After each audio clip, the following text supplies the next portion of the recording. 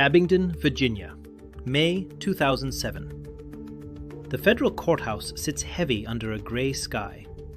Inside, the air conditioning is humming a low, monotonous drone that barely masks the tension in the room. 3 executives from Purdue Pharma are standing before a judge. They are wearing suits that cost more than the average local coal miner makes in a year. They look exhausted. They look cornered. They are about to plead guilty to a felony, misbranding a drug that has already generated billions of dollars in revenue. You would think this is the end of the story. You would think the handcuffs come out, the company dissolves, and the assets are seized. But that is not what happens. The gavel bangs, a fine is paid. It is $600 million. To you and me, that is an incomprehensible fortune. To Purdue Pharma, it is barely a rounding error. It is less than 6 months of sales revenue. The executives walk out. The private jets are waiting on the tarmac.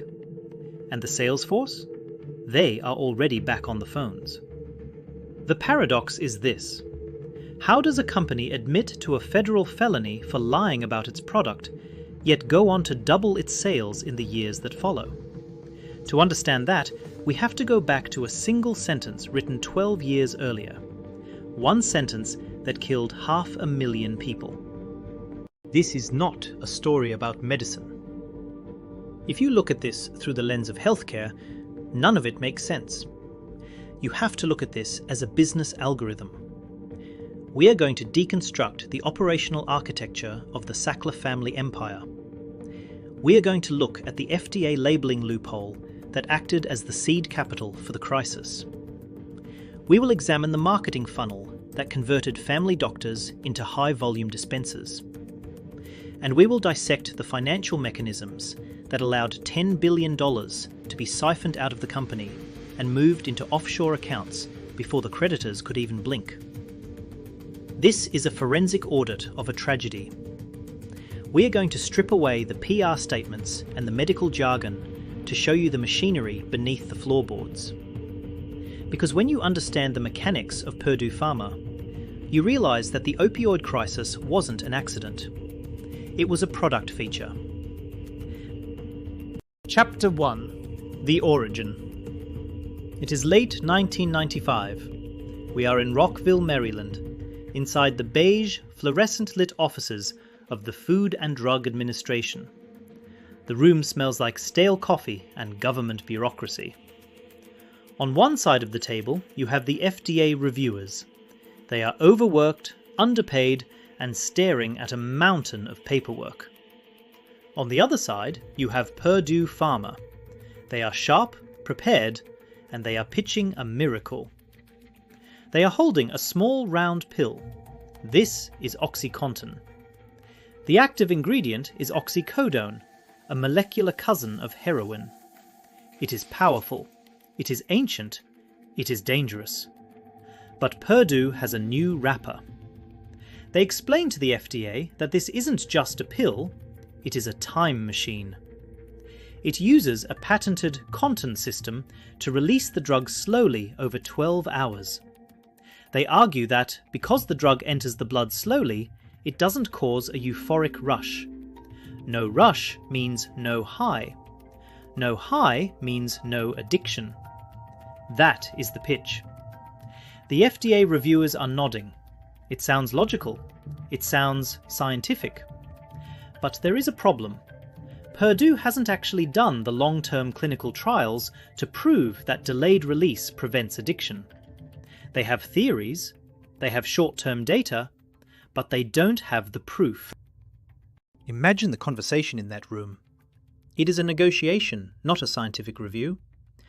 The Purdue executive leans forward. He says, "Look, we need a label that distinguishes us from the generic painkillers. We need to tell doctors this is safer." The FDA reviewer pushes his glasses up his nose. He says, "We can't say it is definitely safer. You don't have the long-term addiction studies. We can't state it as a fact." The Purdue team huddles. They come back with a counter-offer. "What if we don't say it is a fact? What if we say it is a belief? This is the moment the dam breaks. The FDA agrees to a very specific sentence to be printed on the package insert. Listen to these words carefully. Delayed absorption, as provided by OxyContin tablets, is believed to reduce the abuse liability of a drug. Note the passive voice, is believed. By whom? Based on what? It doesn't matter. The FDA stamps it approved. That sentence is the golden ticket. It transforms a heavy narcotic into a safe, everyday treatment for backaches and knee pain. Purdue takes that is believed and treats it like the word of God. Let's pause and look at the mechanism. How does this contin system actually work? Imagine a graph. On the vertical axis is the amount of drug in your blood. On the horizontal axis is time. With a normal painkiller, like Percocet, you take the pill and the line shoots up immediately, a sharp spike. You get pain relief, but you also get a euphoric rush. Then, 4 hours later, it crashes. Spike, crash. Spike, crash. That crash is where the craving lives. Purdue's claim was that OxyContin flattens the curve. Imagine a gentle hill instead of a mountain spike. The pill has a coating that dissolves slowly. The drug trickles into your system. The theory is that if you never get the sharp spike, you never get the high.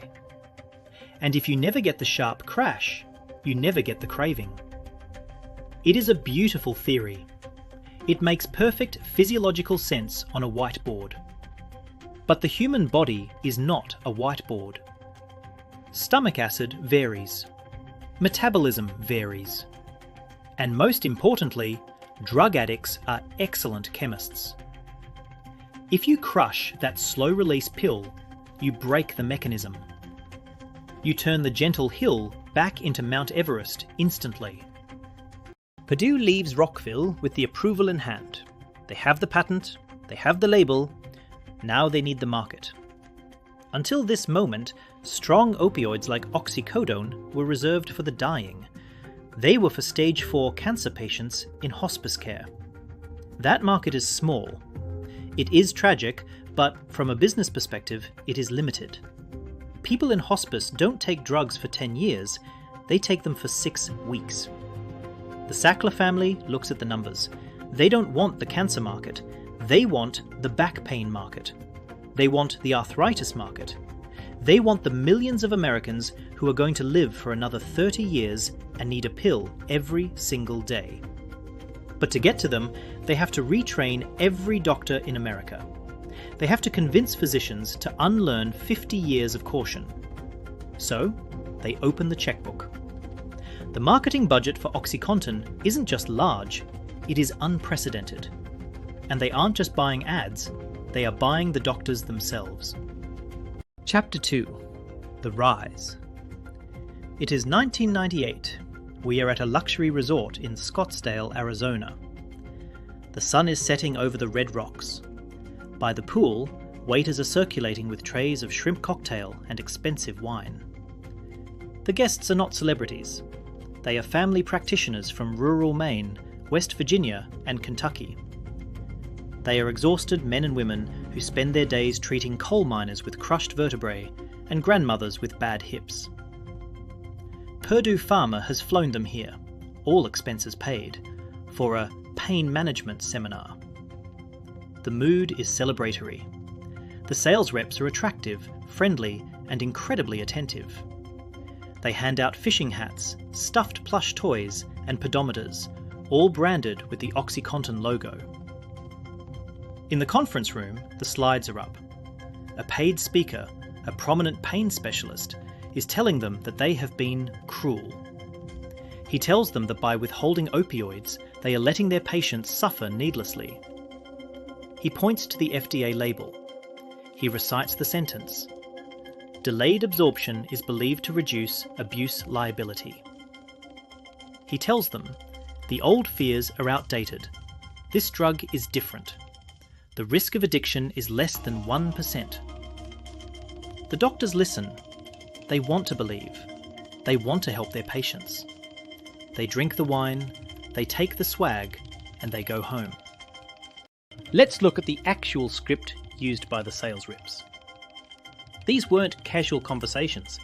They were data-driven psychological operations. A rep walks into a clinic in rural Ohio. He approaches a doctor who is hesitant. The doctor says, "I'm worried about prescribing a Class 2 narcotic for lower back pain. That seems aggressive." The rep smiles and pulls out a glossy chart. He says, "Doctor, I understand the hesitation with old drugs like morphine. But remember, OxyContin has a 12-hour delivery system. It avoids the peaks and valleys. The FDA label itself says this reduces abuse liability." The doctor looks at the chart. "But what about pseudo-addiction?" The rep nods enthusiastically. "Exactly! That's what you're seeing. When a patient asks for more pills, it's not because they're addicted. It's because you aren't treating their pain aggressively enough. Their behaviour looks like addiction, but it's actually pain crying out for relief. The solution isn't to stop the drug. The solution is to increase the dose." This concept of pseudo-addiction was a masterstroke of marketing. It took the biggest warning sign of addiction, drug-seeking behaviour, and rebranded it as a reason to prescribe more drugs. Before we move on, if you want to understand why this spread so fast, you have to look at the incentives. You have to look at the paycheck of the 24-year-old sales rep driving the company car. Purdue didn't just pay a salary. They created a bonus structure that was uncapped and tied directly to the dosage strength. This is crucial. OxyContin comes in different strengths: 10 milligrams, 20 milligrams, 40 milligrams, all the way up to 80 milligrams. An 80 milligram pill costs significantly more than a 10 milligram pill. Purdue incentivized reps not just to get new prescriptions, but to get doctors to titrate up. The higher the dose the doctor prescribed, the bigger the bonus check. We are talking about quarterly bonuses of $30,000, $40,000, $50,000 on top of a base salary. Reps were tracking the prescribing habits of individual doctors, like stockbrokers tracking ticker symbols. They knew exactly who was writing the big scripts. They targeted the high-volume prescribers, the ones who didn't ask too many questions, and they bombarded them with lunch, dinner, and praise. It was a gamified system where the high score was measured in milligrams. By the year 2000, the strategy is working beyond anyone's wildest dreams. Sales have jumped from $48 million to $1 billion. $1 billion in 4 years. The Sacklers are looking at the revenue charts and the lines are going vertical. They are celebrating. Richard Sackler is sending emails about the blizzard of prescriptions that will bury the competition. But out in the real world, the data is starting to tell a different story. In emergency rooms in Maine and Virginia, doctors are seeing something strange. Patients are coming in with withdrawal symptoms, but they aren't heroin users. They are grandmothers. They are construction workers. And they are saying something that contradicts the brochure. They are saying the pill doesn't last 12 hours. They are saying it stops working at hour 8. And when it stops working at hour 8, the pain comes back with a vengeance, and the withdrawal kicks in 4 hours before the next scheduled dose. This is the first crack in the hull. The 12-hour claim is failing. Chapter 3. The Mechanism. Let's zoom in on a patient's bedroom. It is 3 a.m. The patient took their OxyContin at 8 p.m, exactly as prescribed. According to the label, they should be sleeping soundly, pain-free until 8 a.m. the next morning. But they are wide awake. They are sweating. Their legs are restless. Their bones ache. The drug has worn off. This is the end of dose failure. The controlled release coating has dissolved faster than advertised. The level of oxycodone in their blood has dropped below the therapeutic threshold. Their body is now screaming for opioids. They look at the clock. They have 5 hours until they are allowed to take the next pill. What do? They have 2 choices. Choice A, suffer in agony for 5 hours. Choice B, take the next pill early. Most people choose B, but now they are running out of their prescription early. They go back to the doctor. "Doc, I ran out 3 days early." The doctor, trained by Purdue, looks at them with suspicion. Running out early? That sounds like drug-seeking behavior. The patient isn't an addict yet. They are just in pain. But the rigid 12-hour schedule is physically forcing them into a cycle of withdrawal and relief. Inside Purdue, they knew. The internal documents are damning. Imagine the meeting between the scientists and the marketing team. A scientist points to a clinical trial graph. Look at this curve. In 50% of patients, the blood levels drop off at hour 9, not hour 12. The marketing executive shakes his head. "We can't change the label to every 8 hours. The scientist asks, "Why not? It would be more effective. It would stop the withdrawal cycles." The executive leans in. "Because our patent is for 12 hours. If we change it to 8 hours, we lose our competitive advantage. We become just another generic painkiller. The 12-hour dosing is the brand. It is the reason insurance companies pay a premium. We cannot lose the 12-hour claim." So, they came up with a fix. But not a medical fix, a marketing fix. When doctors called to complain that the drug wasn't lasting, Purdue reps were instructed to tell them to increase the dosage, not the frequency. "Don't prescribe it every 8 hours, they said. "Just give them a bigger pill every 12. This was like trying to fix a car that runs out of gas halfway to the destination by putting a bigger engine in it. It didn't solve the timing problem, it just meant that when the crash came, it came from a much greater height. Here is why increasing the dose was catastrophic. Opioids trigger tolerance. Imagine your brain has a volume knob for pain. Opioids turn that knob down. But your brain realizes the volume is too low and fights back. It creates more pain receptors to amplify the signal. It turns the volume back up. So, to get the same relief, you need more drug.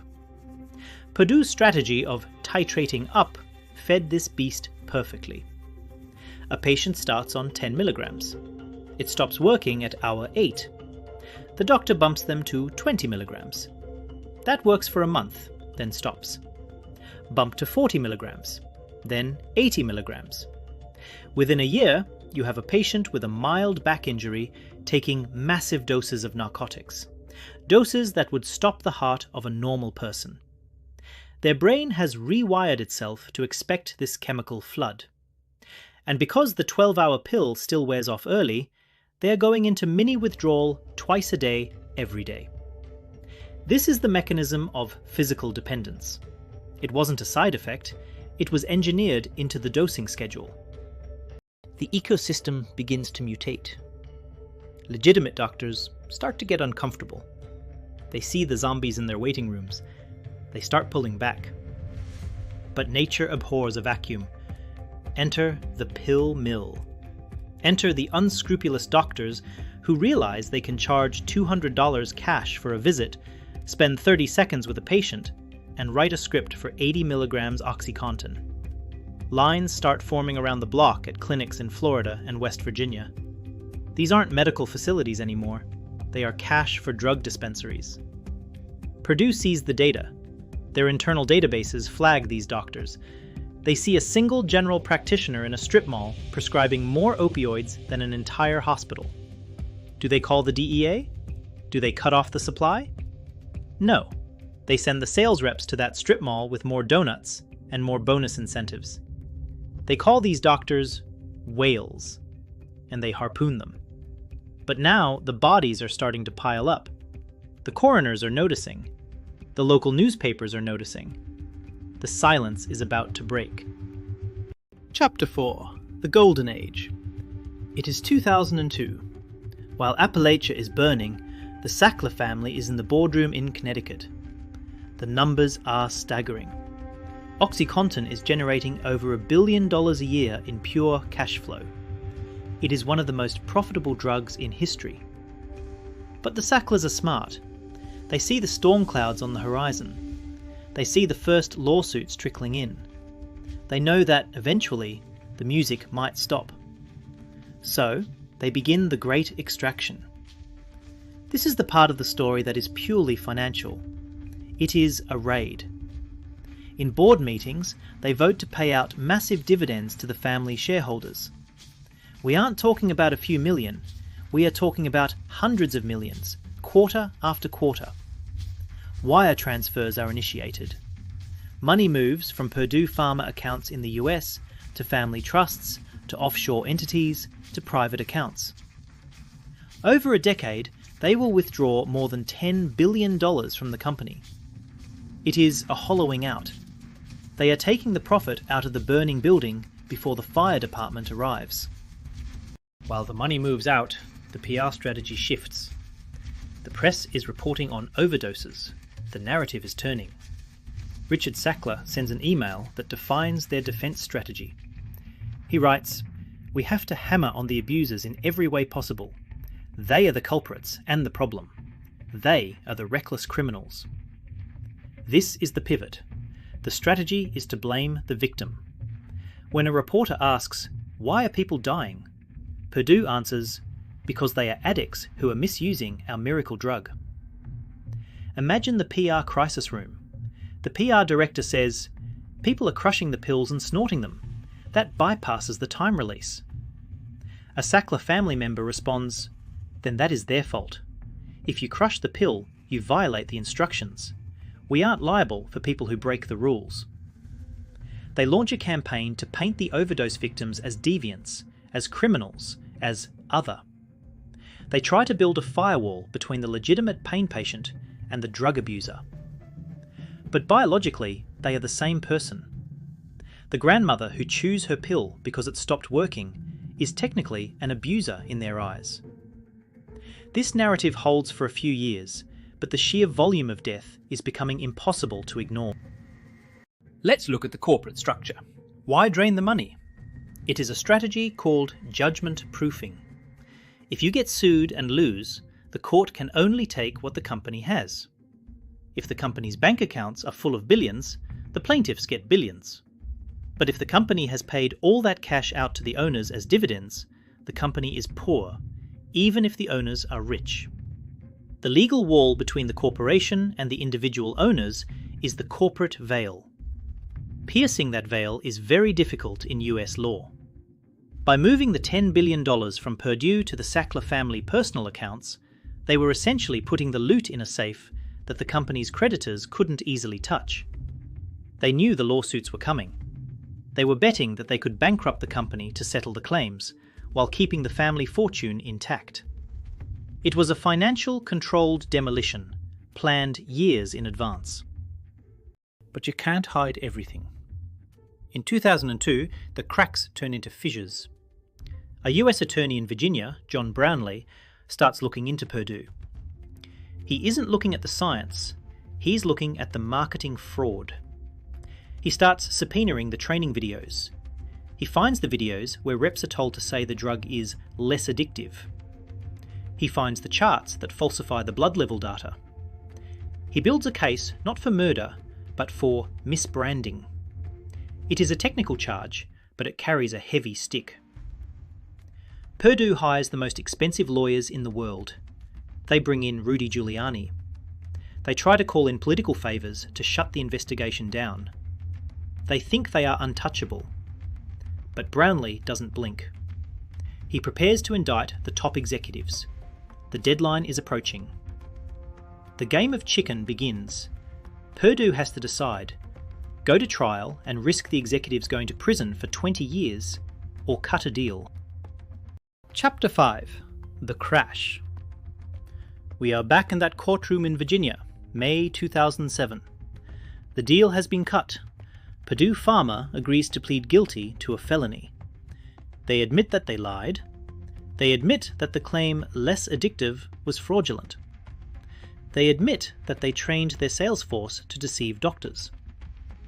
The agreed statement of facts is a confession of systemic fraud. The fine is set at $600 million. 3 top executives, including the general counsel and the medical director, plead guilty to misdemeanors. They are sentenced to community service. No one goes to jail. Not a single day. The Sackler family is not named in the plea. They are not charged. To the public, it looks like justice. The headline reads, "Purdue Pharma pleads guilty, pays record fine." But in the boardroom, there is a sigh of relief. $600 million is painful, but it is not fatal. It is the cost of doing business. They write the check, they sign the papers. And then, the most incredible thing happens. The next day, the sales reps go back to work. The marketing continues. The drug stays on the market. The FDA does not revoke the approval. In the years after the 2007 plea, Purdue pulls one last manoeuvre. They know the patent on the original OxyContin is expiring. Generic versions are coming. If generics hit the market, Purdue's profits collapse. So, they go back to the FDA with a new pitch. Imagine the meeting in 2010. Purdue executive. We have developed a new version of OxyContin. It is tamper-resistant. If you crush it, it turns into a gummy gel. You can't snort it. You can't inject it. It is safer. FDA. That sounds great. Purdue. Here is the catch. If you approve this new, safer version, you must ban the old version. And you must ban any generics that are based on the old version, because they are unsafe. Do you see the brilliance of this? They used the safety argument, the very problem they caused, to block their competitors. The FDA agreed. They approved the new tamper-resistant OxyContin and banned the generics. Purdue secured a new monopoly. But there was a horrific side effect. When the pills became hard to crush, the addicts didn't stop using. They migrated. They switched to heroin. Heroin was cheaper, potent, and didn't need to be crushed. The overdose deaths didn't go down, they spiked. The pill to heroin pipeline was fully open. This is the balloon effect. You squeeze the balloon in one place and it bulges in another. By making the pills harder to abuse without treating the underlying addiction they had created, Purdue effectively forced their customer base into the black market. The data is clear. In 2010, OxyContin prescriptions dip and heroin overdose deaths begin a vertical climb. Then comes fentanyl.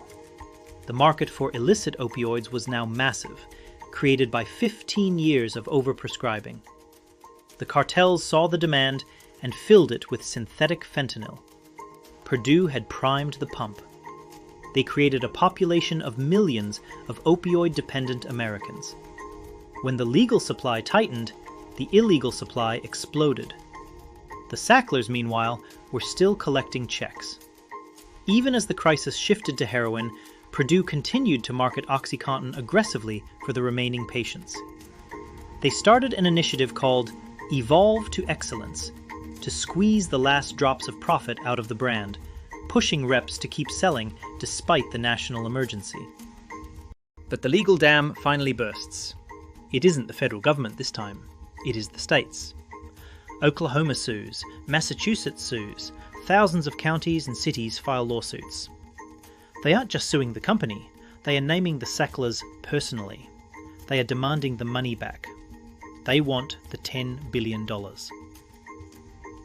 The allegations are detailed. They cite the emails, they cite the wire transfers. Purdue is facing trillions of dollars in liability. There is no way to pay it. The company is finished. In September 2019, Purdue Pharma files for Chapter 11 bankruptcy. But this is not a normal bankruptcy. It is a negotiation. The Sacklers make an offer. We will give up the company. We will pay $3 billion of our own money. But in exchange, you must grant us full immunity. You must release us from all civil liability forever. We keep the rest of our fortune, and we walk away. This is the final battle. Can a billionaire family use the bankruptcy court to buy their freedom? Chapter 6. The Aftermath. December 2023. The United States Supreme Court. The case is Harrington v. Purdue Pharma. The arguments are technical, but the stakes are elemental. The lawyers for the Sacklers argue that the settlement is the best deal the victims will get. If you don't give the Sacklers immunity, they argue, they will fight every lawsuit for decades. They will spend the money on lawyers. The victims will get zero. This settlement guarantees billions for rehab centres and victims immediately. It is a ransom note disguised as a legal brief. The victims are divided. Some want the money now to save lives. Others want the truth. They want the Sacklers to face a jury. They want to hear them admit guilt. Standing on the steps of the Supreme Court are mothers holding photos of dead sons and daughters. They are holding signs that say, "No immunity for billionaires." Inside, the justices are debating the concept of non-debtor releases. Can a court grant immunity to someone who hasn't actually declared bankruptcy themselves? It is a question that will decide the future of corporate accountability. In June 2024, the Supreme Court drops the hammer. In a 5-4 decision, they reject the deal. Justice Gorsuch writes the opinion. The logic is sharp. The Bankruptcy Code does not authorise this. The court says you cannot use a corporate bankruptcy to shield wealthy owners from their own fraud. You cannot pay a fee to get out of jail free. The settlement is blown up. The immunity is gone.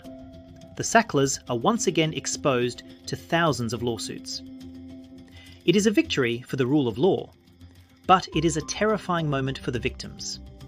The guaranteed money is gone. The fight starts over. We are back to square one. The billions are still in the offshore accounts. The lawyers are sharpening their knives. And the clock is ticking. So where does that leave us? Purdue Pharma is a zombie company. The Sackler name has been stripped from museums and galleries around the world. But the money? The money is largely still theirs. And the model? The model works. Look at the balance sheet. They paid a $600 million fine in 2007. They offered a few billion in 2019. But they made over $30 billion. Even if they pay every fine asked of them, they still walk away with generational wealth. The lesson that other corporations learned from Purdue isn't "don't do this." It is "do this, but hide the money faster." The FDA loophole that allowed the "is believed" statement, the regulatory capture, the system of physician kickbacks. The structure is still there. The opioid crisis has mutated into a fentanyl crisis, but the business logic remains. If you can privatise the profits and socialise the losses, if you can extract the cash and leave the carcass of the company to deal with the lawsuits, you win. The game isn't over. The players have just changed seats. And while you are watching this, somewhere in a boardroom, another marketing team is looking at a new drug and a new label and wondering just how far they can push the word believed. Join us next time as we dissect the next machine. Class dismissed.